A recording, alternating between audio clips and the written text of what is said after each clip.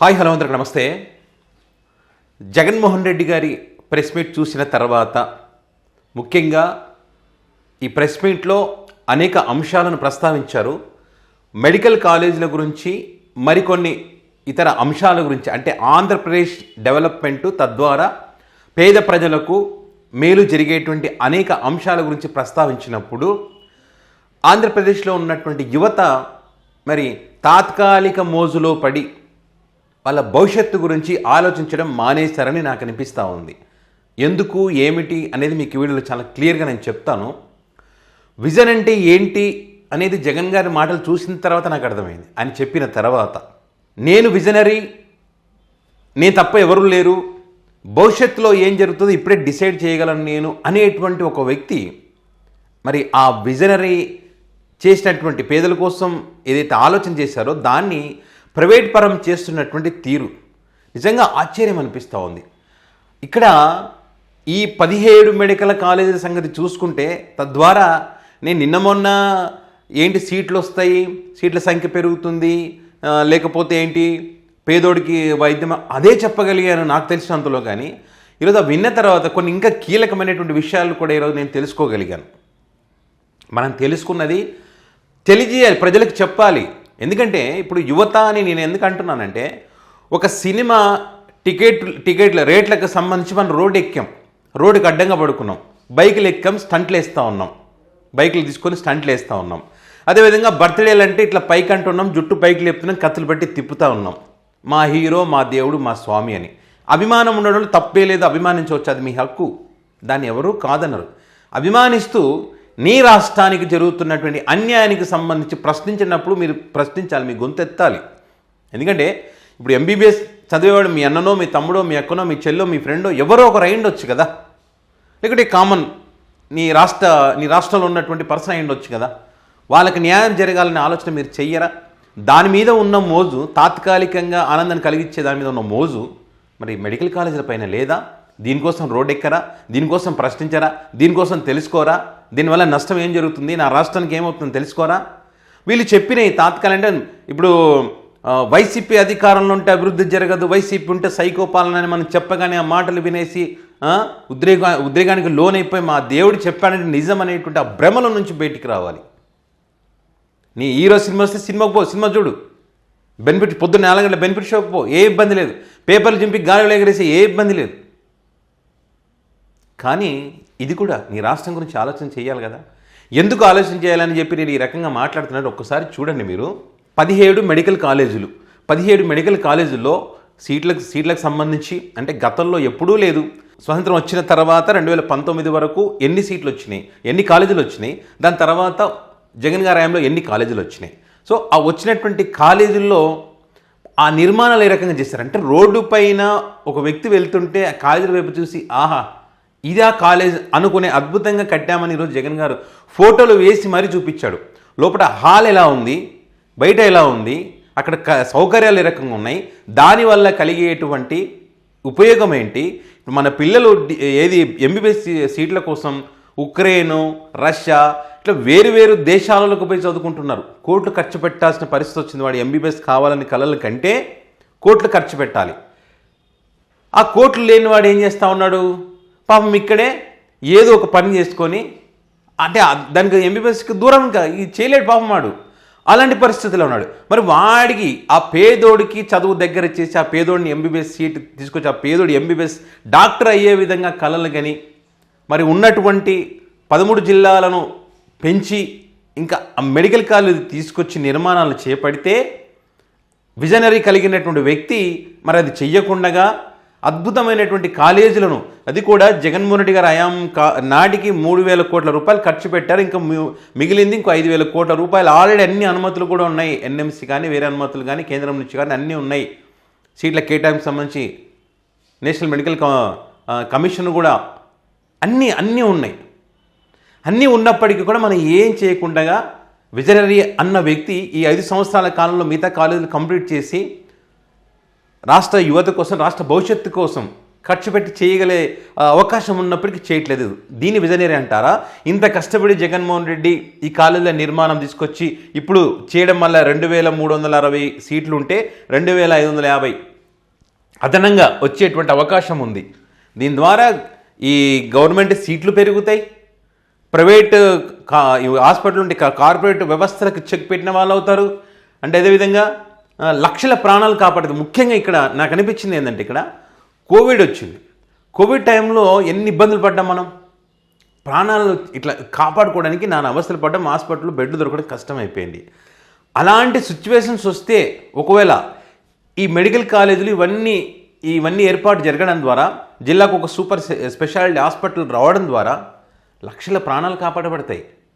ఎంత గొప్ప ఆలోచన. This is call vision. అదే జగన్ గారు అన్నది. ఇది విజన్ అంటారు. వీటిని ప్రైవేట్ పరం చేసే విజన్ కాదు.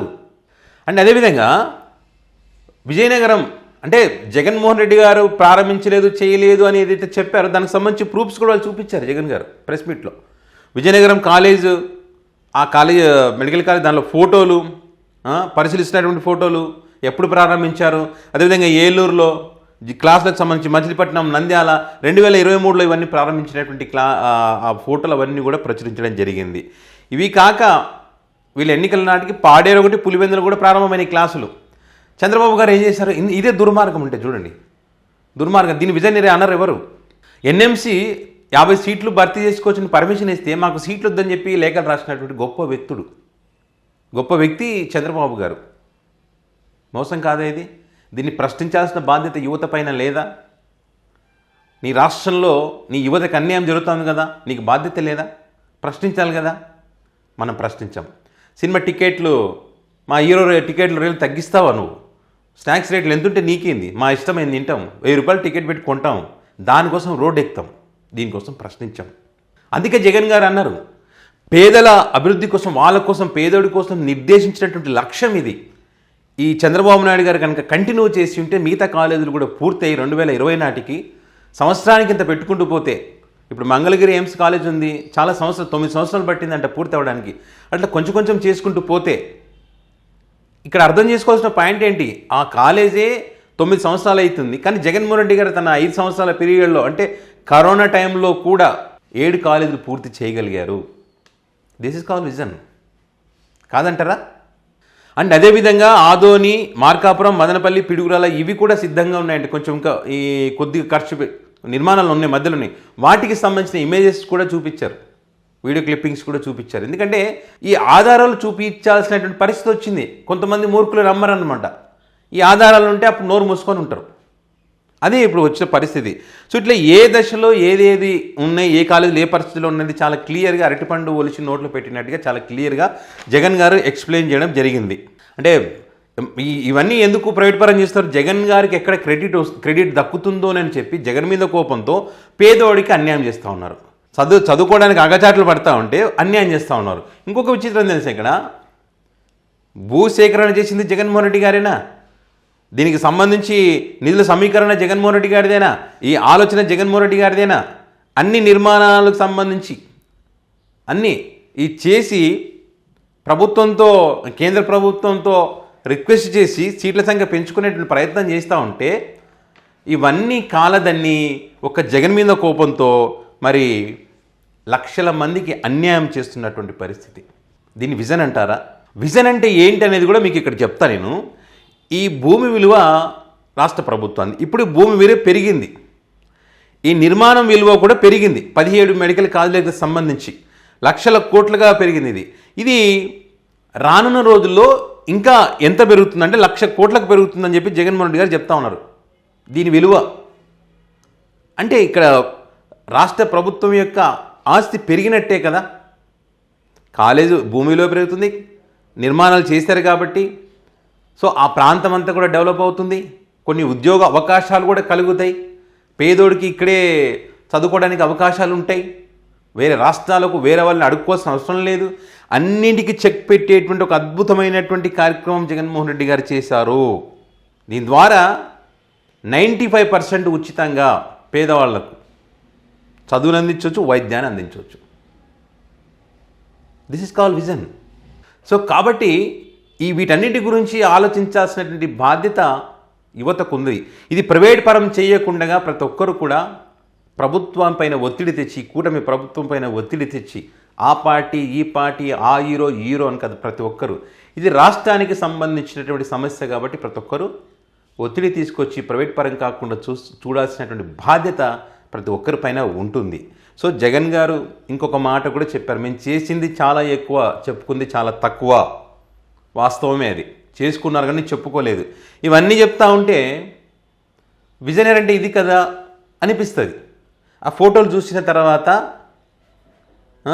అదేవిధంగా ఈ కాలేజీల విలువ ఏ రకంగా పెరుగుతుంది అంటే ఫ్యూచర్ ఎలా ఉంటుంది, భవిష్యత్తులో ఏ రకంగా దీనివల్ల డెవలప్మెంట్ జరుగుతుంది, ప్రజల ప్రాణాలు ఏ రకంగా కాపాడబడతాయి, ఏ రకంగా ఉపయోగపడుతుంది, ఈ కోవిడ్ లాంటి మహమ్మారులు వచ్చినప్పుడు ఏ రకంగా ఇది పేదోడికి ప్రజలకు అందరికీ ఉపయోగపడుతుంది. ప్రాణం పేదోడిదైనా ఉన్నోడు కానీ అందరికీ ఒకటే.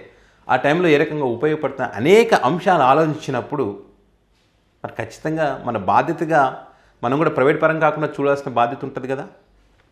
సో మరి యువత ఆలోచించుకోవాలి, మనకు టికెట్ల రేట్లు ముఖ్యమా, మరి మెడికల్ కాలేజీలు ముఖ్యమా అన్నది ఆలోచించుకోవాల్సిన అవసరం ఉంది. ఇక్కడ పార్టీలు చూడకండి దయచేసి. ఇక్కడ జగన్ గారు చెప్పినటువంటి అంశాలు ఈ పాయింట్స్ ఏవైతున్నాయో అందులో నిజం ఉందా లేదా, ఉపయోగం ఉందా లేదా అది చూడండి. ఎవరు దుర్మార్గులు, ఎవరు పేదోడి కోసం చేస్తున్నారు, ఎవరు విజనరీ అన్నది ఆలోచించాలి. ఓకే, సో ఇది జగన్ గారు మాట్లాడినటువంటి అంశాలకు సంబంధించి. మరి ఈ అంశానికి సంబంధించి మీ అమూల్యమైనటువంటి అభిప్రాయాన్ని కామెంట్ రూపంలో పెట్టగలరు.